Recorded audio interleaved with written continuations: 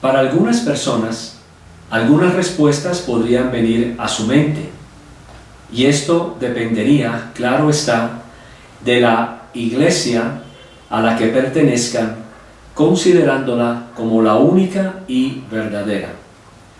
Si usted es católico romano, su respuesta seguramente fue que en la actualidad y desde Pedro, la iglesia es la Iglesia Católica Romana.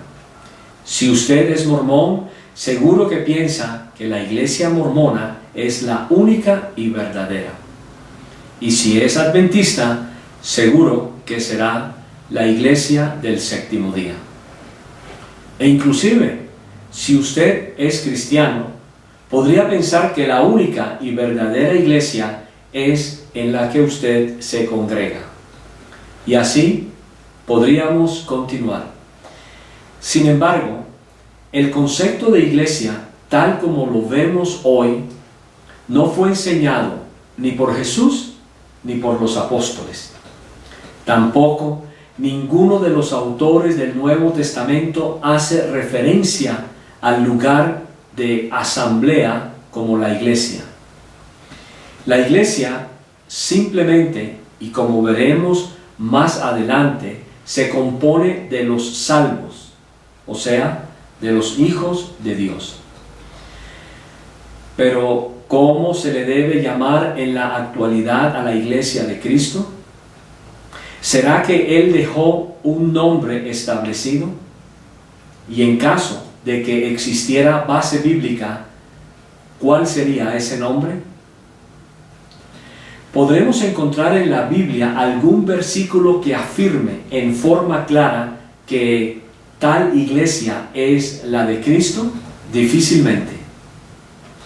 Lo primero que podríamos hacer es replantear la pregunta.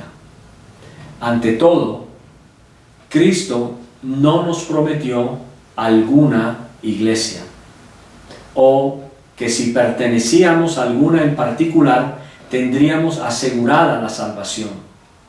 De hecho, ni siquiera nos dio un nombre. Bíblicamente hablando, Jesús nunca afirmó: es la Iglesia Católica Romana mi única y verdadera iglesia. Tampoco dijo: es la iglesia de Jesucristo de los santos de los últimos días. Para nada. De hecho, ni siquiera habló de su iglesia con un nombre en particular.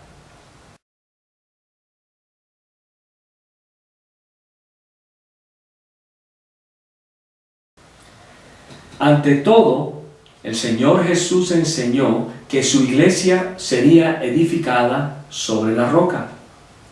Roca que no es otro sino Él mismo. Y que del reconocimiento de que Él es efectivamente el Cristo, el Hijo del Dios viviente, su iglesia, los llamados, sería edificada sobre la verdad de que Él es quien dice ser el Hijo del Dios viviente. Pero, ¿es la iglesia de Cristo un templo construido? ¿Es la iglesia de Cristo un nombre? Si Él afirma que su iglesia sería edificada, ¿no tenemos entonces que construir una iglesia con una sede principal o muchas iglesias alrededor de esta sede? Humanamente hablando, ¿podremos identificar esa iglesia? Pero, ¿qué significa la palabra iglesia? ¿Estará hablando de grandes construcciones con la última tecnología en construcción? Tal vez serán las construcciones pobres y pequeñas de pueblos y veredas. Pero un hombre natural no acepta las cosas del Espíritu de Dios porque para él son necedad y no puede entenderlas porque se han de discernir espiritualmente.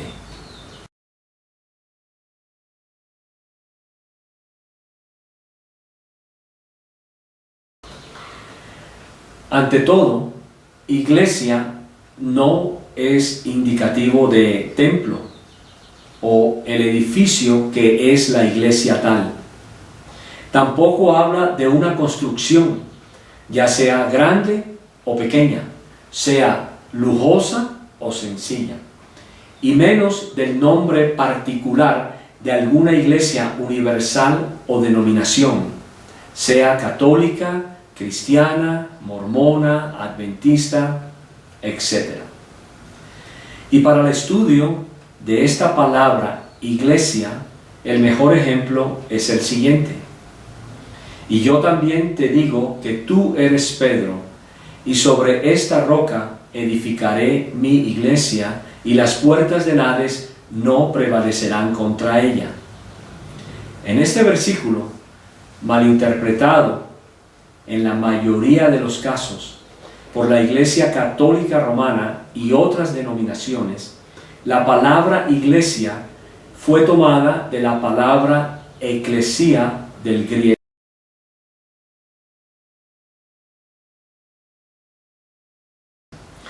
Pero eclesia, como ustedes van a ver en los siguientes cuadros, se usaba mayormente entre los griegos de un cuerpo de ciudadanos reunidos para reconsiderar asuntos de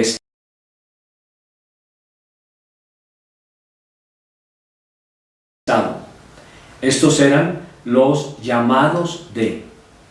En la Septuaginta se usa para designar a la congregación de Israel, convocada para cualquier propósito determinado o una reunión considerada como representativa de la nación toda. Por ejemplo, en Hechos 7:38 se usa de Israel.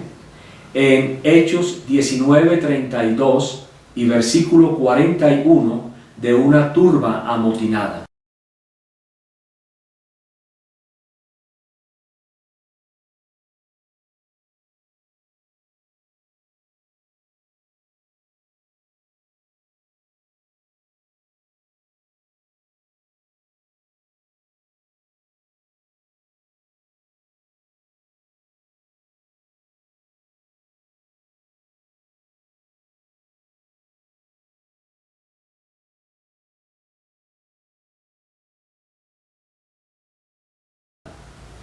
Tiene dos aplicaciones a compañías de cristianos.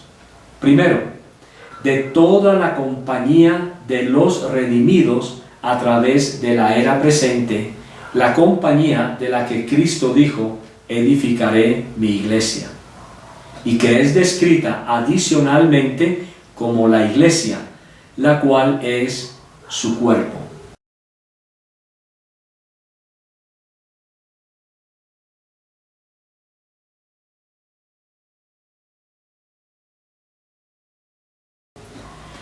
Segundo, en número singular, por ejemplo, en Mateo 18:17, a una compañía formada por creyentes profesos.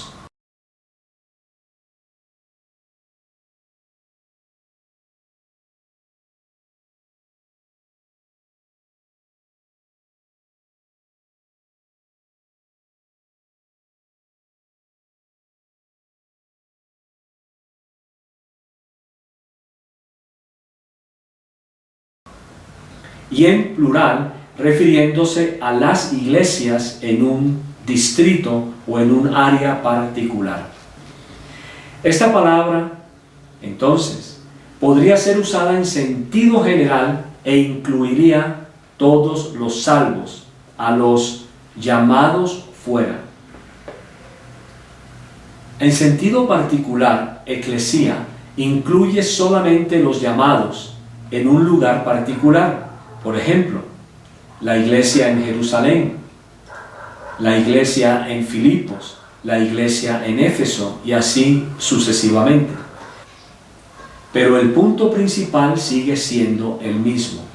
Cuando eclesia es aplicado al cuerpo de Cristo, incluye a todos los llamados, los salvos, en todo pueblo, ciudad o nación particular donde su nombre es invocado.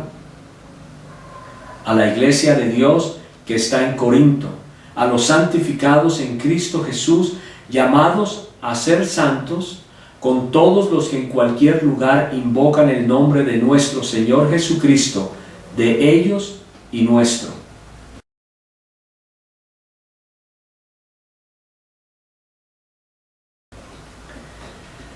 Cada persona que ha nacido de nuevo, que ha creído y recibido a Jesús, que ha sido sellada por el Espíritu Santo, es considerado iglesia, porque ha sido llamado fuera de, y cada uno en particular forma lo que se conoce en la Biblia como el cuerpo de Cristo.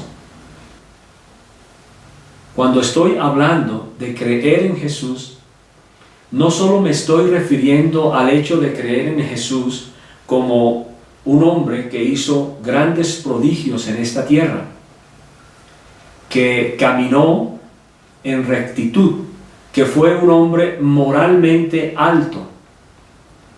No, creer en Cristo significa creer tanto en sus hechos como en todas sus palabras sin excepción. Así, los muchos somos un cuerpo en Cristo y cada uno miembros los unos de los otros. Porque de hecho todos fuimos bautizados en un solo espíritu para ser un solo cuerpo, sean judíos o griegos, sean esclavos o libres, y a todos se nos dio a beber un mismo espíritu.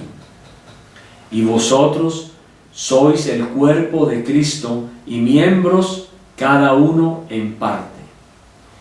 Note entonces que todos los que somos eclesía, llamados fuera de, formamos parte de un solo cuerpo, el cual es el cuerpo de Cristo, el cual no tiene nombre, porque solo en su nombre hemos sido llamados. Si desea más información sobre este punto, puede muy bien leer 1 Corintios capítulo 12, o bien busque en una concordancia electrónica la palabra cuerpo.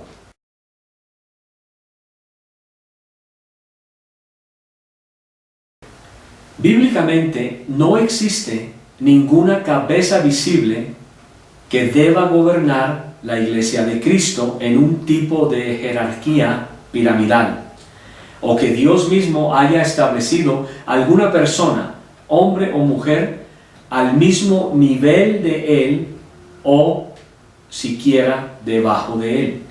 Como miembros de su cuerpo, todos somos iguales y necesarios. Ningún miembro del cuerpo de Cristo es de mayor importancia que otro. Eso sería considerado como antibíblico, porque está en contra de las enseñanzas bíblicas. La única cabeza de ese cuerpo, aunque invisible y que nos gobierna, es Cristo. Y sometió todas las cosas debajo de sus pies y lo dio por cabeza sobre todas las cosas a la iglesia. Sino que hablando la verdad en amor, crezcamos en todas las cosas en aquel que es la cabeza, Cristo. Y Él es la cabeza del cuerpo de la iglesia.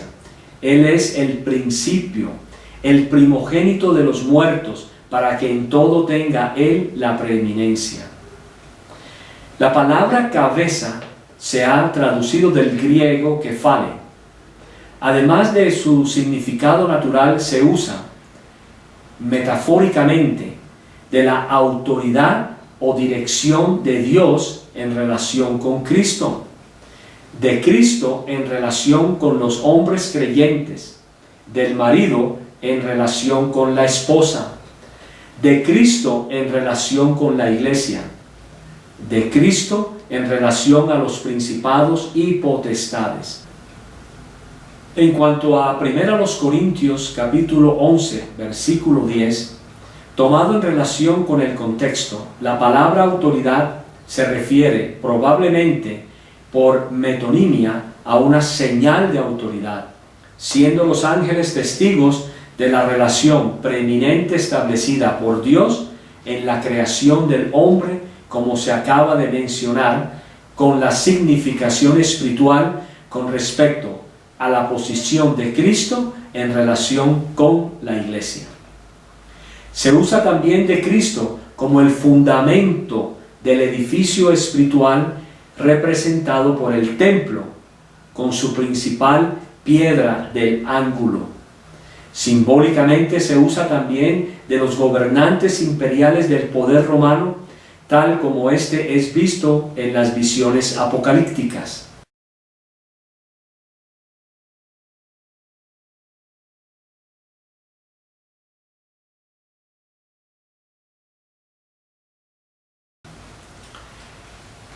Es claro entonces que no hay un nombre para el cuerpo de Cristo, del cual Él mismo es la cabeza. Tampoco el Señor estableció a un hombre para que iniciara su iglesia o para que fuera la roca de esa iglesia. La declaración de Pedro al reconocer a Jesús como el Mesías, el Hijo de Dios, será y seguirá siendo el único fundamento de su iglesia. La roca firme donde cada uno de nosotros debe mirar cómo sobreedifica como miembro de ese cuerpo. El Señor nunca habló ni designó nombres para su cuerpo. Con su nombre es suficiente. Finalmente, ningún hombre podrá identificar la iglesia del Señor, porque su iglesia solo la conoce Él. Lo que vemos nosotros es simplemente lo que hemos llamado la iglesia visible, pero sus redimidos solo los conoce Él. Más bien, la pregunta sería: ¿formas parte de la iglesia invisible del Señor, la cual es su cuerpo?